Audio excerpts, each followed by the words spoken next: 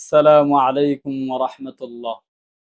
প্রিয় দর্শক শ্রোতা ভাই ও বোন, আজকে আমরা জানবো আমাদের সন্তানকে আইডিয়াল এডুকেশন বা আদর্শ শিক্ষা দেওয়ার প্রধান দায়িত্ব কার। সমাজমুখে প্রচলিত রয়েছে মা বাবা বানাই ভূত, ওস্তাদ বানাই ভূত।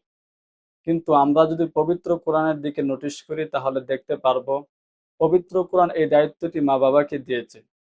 কেননা মা বাবা যতটা যত্ন সহকারে অথবা মা বাবা কর্তৃক সন্তানকে আদর্শ শিক্ষা দেওয়াটা যতটা সন্তানের উপর প্রভাব ফেলবে, উস্তাদ কর্তৃক ততটা প্রভাব ফেলবে না। যার দৃষ্টান্ত আমাদের সমাজে দিবালোচনে স্পষ্ট। আমাদের দেশের প্রতিটি ডিপার্টমেন্টে বর্তমানে যে ভয়াবহ ধস নেমেছে তা কোনো নিরক্ষর কৃষক বাবা করেনি, বরং মাস্টার, ডক্টরেট, বিসিএস পড়নেওয়ালা লোকদের মধ্য থেকেই কেউ কেউ করেছে। তার কারণ একটাই, তারা উচ্চশিক্ষা পেয়েছে কিন্তু ফ্যামিলিগত আদর্শ শিক্ষা পায়নি। বিদায় এই দায়িত্ব কোরআন মা বাবাকে দিয়েছে। শুধু তাই নয়, কোরআন আইডিয়াল এডুকেশন বা আদর্শ শিক্ষার সাজেশন কি হবে সেটাও সবিস্তারে এক্সপ্লেইন করেছে। আমরা যদি পবিত্র কোরআনের 31 নম্বর সূরা সূরা লুকমানের 13 থেকে 19 পর্যন্ত আয়াতগুলো লক্ষ্য করি তাহলে আমরা 10টি সাজেশন পেয়ে যাব। সাজেশন নাম্বার 1, সন্তানকে আল্লাহ তাআলার সাথে পরিচয় করিয়ে দেওয়া, অর্থাৎ সন্তানকে ঈমানের শিক্ষা দেওয়া এবং সন্তানকে এই কথা বলা, দেখো বাবা, আমরা তোমার জন্মদাতা পিতামাতা হওয়ার কারণে আমাদেরকে যে পরিমাণ ভক্তি, শ্রদ্ধা এবং সম্মান এবং চিনে থাকো, তার চেয়েও বেশি চিনতে হবে তোমার আল্লাহ তাআলাকে। কেননা তিনি হলেন তোমার মূল সৃষ্টিকর্তা, আমরা হলাম শুধু মাধ্যম। বিষয়টি বর্ণিত হয়েছে এভাবে, ওয়াইন ক্বালা লুকমানু লিবনিহি ওয়া হুয়া ইয়াইযুহু ইয়া বুনাইয়া লা তুশরিক বিল্লাহ ইন্নাশ শিরকা লাযুলমুন আযীম। আর স্মরণ করো ওই সময়ের কথা যখন লুকমান তার সন্তানকে উপদেশ দানে বলেছিল, ওহে বৎস আমার, আল্লাহ তাআলার সাথে পার্টনার সাব্যস্ত করো না, কেননা আল্লাহ তাআলার সাথে অংশীদার সাব্যস্ত করা মহা অপরাধ। সাজেশন নাম্বার 2, নিজের উপর অনুগ্রহকারীর উপর সর্বদাই কৃতজ্ঞ হয়ে থাকা, কখনো অকৃতজ্ঞতা প্রকাশ না করা। কেননা অন্যের প্রতি অকৃতজ্ঞতা প্রকাশ করা এটা উন্নত মানের লোকদের বৈশিষ্ট্য নয়, বরং ন্যারো মাইন্ডেড লোকদের বৈশিষ্ট্য। পবিত্র কোরআনে আল্লাহ তাআলা মা বাবার প্রতি কৃতজ্ঞ হওয়ার নির্দেশ দিয়েছেন। কেননা পৃথিবীতে সন্তানের উপর আল্লাহ তাআলার পর মা বাবারই সর্বাধিক অনুগ্রহ হয়ে থাকে। ইরশাদ হয়েছে, অবশ্যইনাল ইনসানা বিওয়ালিদাই, আমি মানুষকে তার পিতা মাতার ব্যাপারে জোর নির্দেশ দিয়েছি এই বিষয়ে যে আনিস কুল্লি ওয়ালি ওয়ালিদাইক, আমার এবং তোমার পিতা মাতার প্রতি কৃতজ্ঞ হও। সাজেশন নাম্বার 3, কোনো জুলুম, নির্যাতন, রেপ, কিডন্যাপ, মোট কথা কোনো অফেন্স বা অন্যায় না জড়ানো। কেননা পৃথিবীতে ছোট থেকে ছোট, বড় থেকে বড় অপরাধের জন্য আল্লাহ তাআলা কিয়ামতের দিন এক্সচেঞ্জ করবেন, অর্থাৎ আল্লাহ তাআলা শাস্তি দিবেন। ইরশাদ হয়েছে, ইয়া বুনাইয়া ইন্নাহা ইন তাকুম মিসকালা হাববাতিন মিন খারদালিন ফাতাকুন ফি সখরাতিন আও ফিস সামাওয়াতি আও ফিল আরদি ইয়াতি বিহাল্লাহ ইন্নাল্লাহা লাতীফুন খাবীর।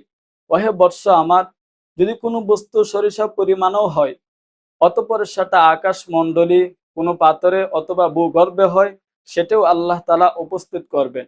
নিশ্চয়ই আল্লাহ তাআলা সূক্ষ্মদর্শী এবং পূর্ণ অবগত। সাজেশন নাম্বার 4, আল্লাহ তাআলার জন্য নামাজ প্রতিষ্ঠা করা, কেননা নামাজ আদায় করা অন্যায় কাজ থেকে বিরত রাখতে সহায়তা প্রদান করে থাকে। সাজেশন নাম্বার 5, সবসময় সততা নেই নিষ্ঠার সবসময় সততা নেই নিষ্ঠার উপর অটল অবিচল থাকা এবং সৎ কাজের দিকে মানুষকে আহ্বান করা, কখনো অন্যায়কে প্রশ্রয় না দেওয়া এবং মানুষকে অন্যায় কাজ থেকে বাধা প্রদান করা। সাজেশন নাম্বার 6, একটি কথা সবসময় মনে রাখা উচিত, সত্যের উপর অটল অবিচল থাকলে বিভিন্ন সময়ে বিভিন্নভাবে নিজের উপর বিপর্যয় আসতে পারে। সেই বিপর্যয়কে ধৈর্যের সাথে ট্যাকেল দেওয়া, কখনো হিম্মত হারা না হওয়া। কেননা বিপদাপদে অধৈর্য হয়ে হিম্মত হারা হওয়া উন্নত মানা বাহাদুরদের কাজ নয়। এছাড়াও জ্ঞানীরা বলে থাকেন, রেগে গেলেন তো হেরে গেলেন। বর্ণিত হয়েছে, ইয়া বুনাইয়া আকিমিস সালাতা ওয়া'মুর বিল মা'রুফি ওয়ানহা আনিল মুনকারি ওয়াসবির আলা মা আসাবাক ইন্না যালিকা মিন আজমিল উমুর। ওহে বৎস আমার, নামাজ প্রতিষ্ঠা করো, সৎ কাজের আদেশ করো অসৎ কাজ থেকে বাধা প্রদান করো এবং তোমার উপর পতিত হওয়া বিপদ আপদে ধৈর্য ধারণ করো। নিশ্চয় এগুলো বড় হিম্মতের কাজ। সাজেশন নাম্বার 7, কাউকে নেগলেক্ট না করা, কাউকে ইনসাল্ট হেট না করা।